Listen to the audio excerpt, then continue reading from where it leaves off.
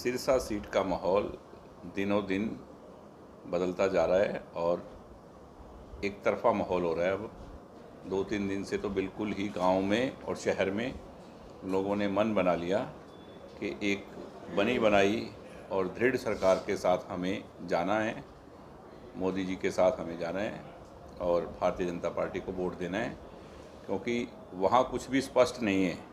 दूसरी तरफ तो आजकल तो हर गांव और शहर का लोग इतने समझदार हैं, हर इंसान को समझ है कि वोट कहाँ डालना है, तो लोगों ने मन बना लिया। और बिल्कुल आप देख रहे हैं कि पूरे हिंदुस्तान में और हरियाणा में पूरे में ही हवा बदली है 3 दिनों से, और मुझे तो लगता है कि 10 की 10 सीटें ही भारतीय जनता पार्टी की झोली में जाएगी। प्रचार के दिग्गज भी अब उतर रहे हैं हरियाणा में, इसी कड़ी में सिरसा का भी कोई कार्यक्रम होना है जी, 20 तारीख को सिरसा में, तो सिरसा की जनता जो चाह रही थी, सिरसा के लोग जो चाह रहे थे, और कहते हैं ना कि कुदरती केंद्र से वही उनको मिले हैं, और सब लोग चाह रहे थे कि योगी जी एक दफ़ा सिरसा आएँ। तो 20 तारीख को माननीय आदित्यनाथ योगी जी सिरसा आ रहे हैं, और मैं तो सिरसा वासियों से यही कहूँगा कि बाबा सरसाई नाथ की नगरी है और योगी जी भी उसी संप्रदाय से और जुड़े हुए हैं, तो वो आज अपने शहर में आ रहे हैं सिरसा में, और 20 तारीख की करो इतनी भव्य तैयारी, आ रहे हैं भगवान धारी।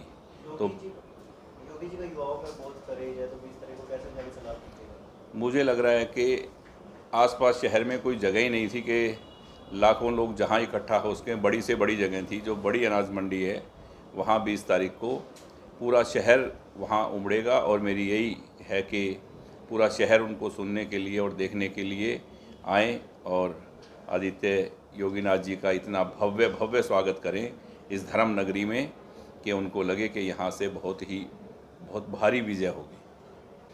देखो, ये तो हर आदमी जो इलेक्शन लड़ता है वो ऐसी बात ही करता है, पर सच्चाई पूरे देश को ही पता है, और मुझे लगता है आपको ही पता होगी कि क्या पोजीशन है। अगर उनसे पूछ लो कि प्रधानमंत्री किसको बनाओगी 4 के बाद, नाम बताओ, नाम बता देंगे? नाम ही नहीं है उनके पास प्रधानमंत्री का, तो आप वोट कैसे देंगे?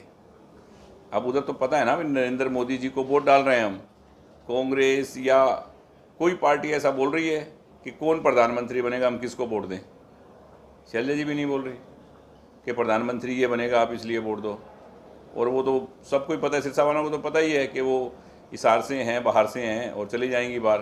फिर वो एक बात और बोल देती हैं कि इसके बाद करो हरियाणा की तैयारी, मतलब ये इलेक्शन करो, 4 महीने के बाद रिजाइन दे दूंगी और हरियाणा के चुनाव वहाँ से लड़ूंगी।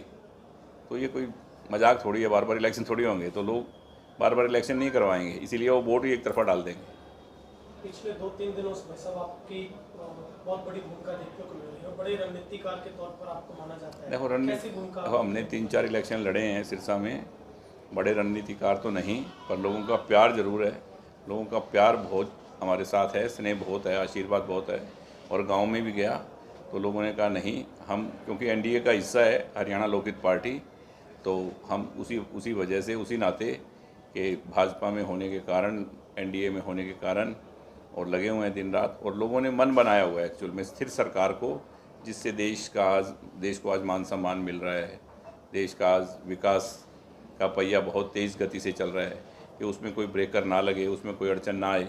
क्योंकि हमने बहुत बार देखा है 6-6 महीने में, साल में देश के प्रधानमंत्री 2-2 साल में बदलने के बाद देश की क्या हालत थी उस एक पीरियड में। तो ऐसी स्थिर सरकार के साथ सभी से मेरा निवेदन है कि मोदी जी के साथ चलें और देश तरक्की की राह पर जो चल रहा है उसको और आगे बढ़ाएं। नरेंद्र मोदी अभी भावुक हुए थे, उस चीज को लेकर आपका क्या कहना है? वो जो सच्चा इंसान है ना, वो अपनी बात पे कभी कभी भावुक भी हो जाते हैं, क्योंकि उनको तो आपके लिए ही करना है, इसीलिए आपको कहते हैं कि हमारा परिवार है।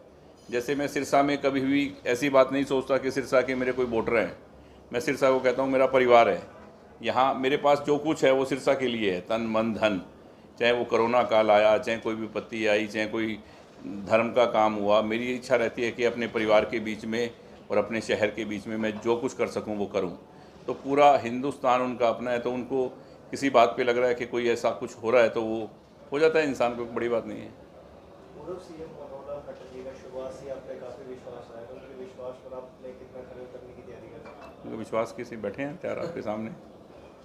उनका विश्वास रहा है तो हम भी उनके साथ रहे हैं। पूरा विश्वास उनका रहा है कि हमने एक बार उनसे कमिटमेंट की है कि हम आपके साथ हैं, तो वो इसी वजह से की है कि मेरे शहर के जो काम है वो करें, क्योंकि मेरे शहर का जो लोग हैं, जो मेरे साथ हैं, मेरे साथी हैं, मेरा परिवार है, वो जुड़ा हुआ है गांव के, शहर के लोग, कि जो ये बोलेंगे वो काम करवाएंगे। और वो काम सरकार से हम बोला मैंने खट्टर साहब से, उन्होंने किए।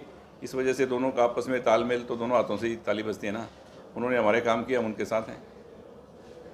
सब भी कांग्रेस भी कह रही है कि सिरसा में कोई गांधी परिवार से बड़े लोग भी आएंगे, कोई नेता आ सकते हैं, उनकी रैली होगी। आपको लगता है कि कांग्रेस की रैली का कोई असर हो जानी चाहिए ताकि मन में बहम भी ना रहे। मैं तो यही कहूँगा, हो जानी चाहिए, नहीं तो फिर बाद में कहेंगे कि कोई आ नहीं पाया, वहाँ से टाइम नहीं मिला, इस वजह से हमारे साथ ये हो गया। ये बहम उनका दूर हो जाना चाहिए ज़रूर। आ जाना चाहिए किसी को।